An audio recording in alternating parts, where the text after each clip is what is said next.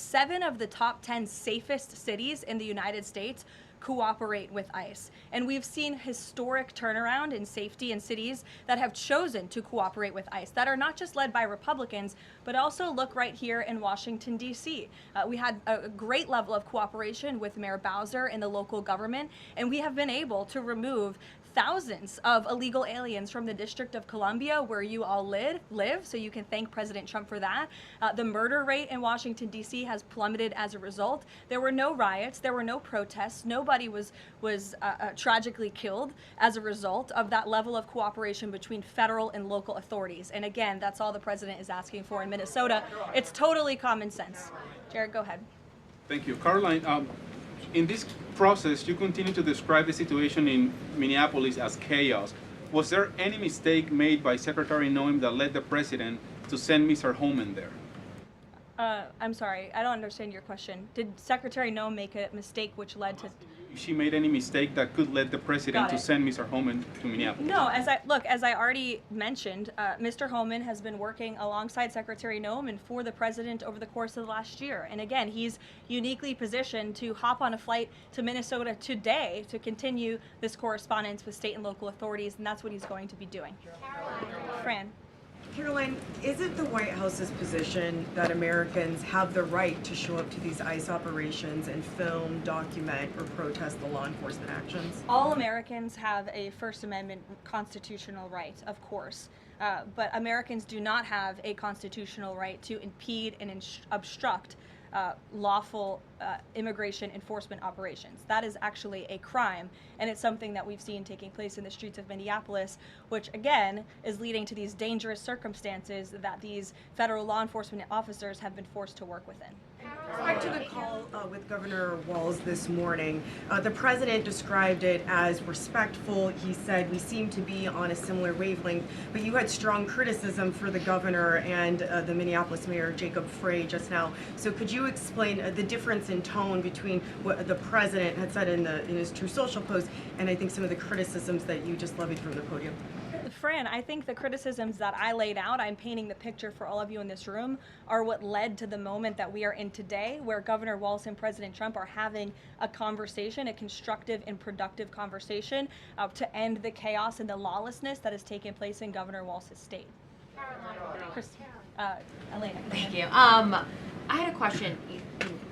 With Homan now going to Minnesota, is Gregory Bovino also going to remain in Minnesota overseeing these ICE operations? Mr. Bovino is a wonderful man, and he's a great professional. He is going to very much continue to lead Customs and Border Patrol throughout and across the country. Mr. Homan will be the main point of contact on the ground in Minneapolis. And to follow up, given what we've heard from several Trump administration officials, people like Stephen Miller, as people point out, calling him a domestic terrorist, Bovino saying that Freddie was out to massacre law enforcement. Why not require ICE agents to wear body cameras to clear up some of the disputes that we are hearing from witnesses and video footage versus what the administration has been saying? Well, that's a policy question that I know the policy folks in the building are having with members on Capitol Hill, and I'll leave it to them and the president to make that decision. And I just my final question is on, you were talking about the level of cooperation that the president talked about with Governor Walz. Will the administration commit to cooperating with local officials on this investigation into Alex Freddie? The president spoke about this with Governor Walz and said he would have a discussion about it. He did not make a commitment, and so therefore I won't make that commitment here. I would just remind all of you in the media, because I've seen a lack of reporting on this fact, there are investigations into what took place on Saturday. The Homeland Security investigations and the FBI have teamed up for an investigation, and there's also an internal CBP investigation, an internal review of what is happening on the ground in Minnesota. The president supports those investigations, and as I've said repeatedly, he wants to see them move forward. Phil. FBI Director Kash Patel said in a Sunday interview, quote, "You cannot bring a firearm loaded with multiple magazines to any sort of protest." Does the president believe the Second Amendment rights remain in effect even when protesting? The president supports the Second Amendment rights of law-abiding American citizens. Absolutely.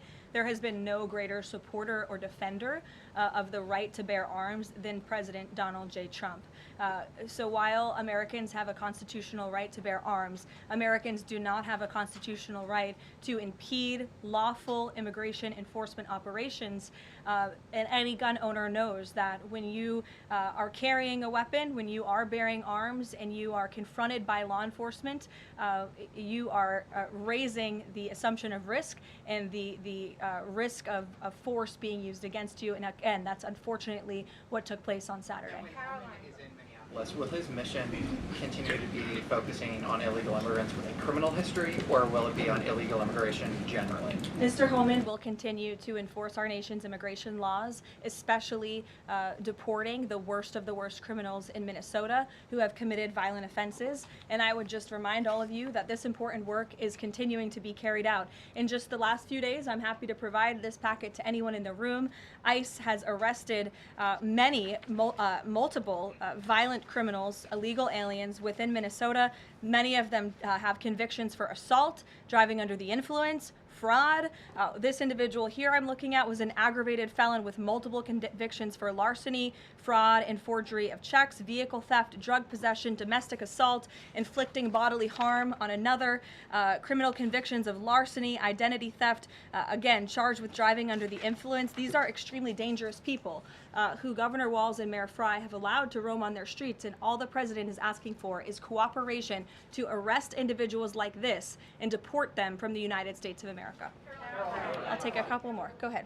Okay, so this weekend the president posted that this is a cover-up of the fraud in the state of Minnesota. He also posted Minnesota is a cover-up. These both happened after the shooting.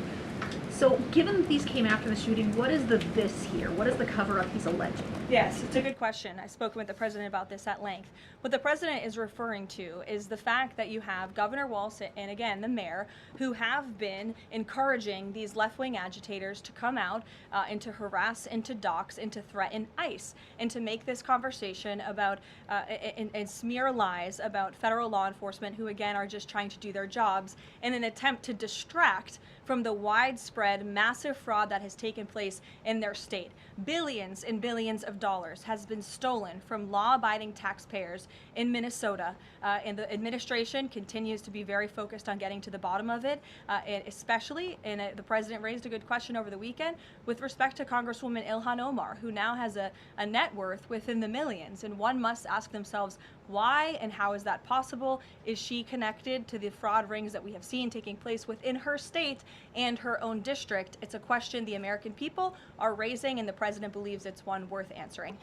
Haley. Thanks, Caroline. I want to go back to some of the comments from Stephen Miller and Secretary Noe.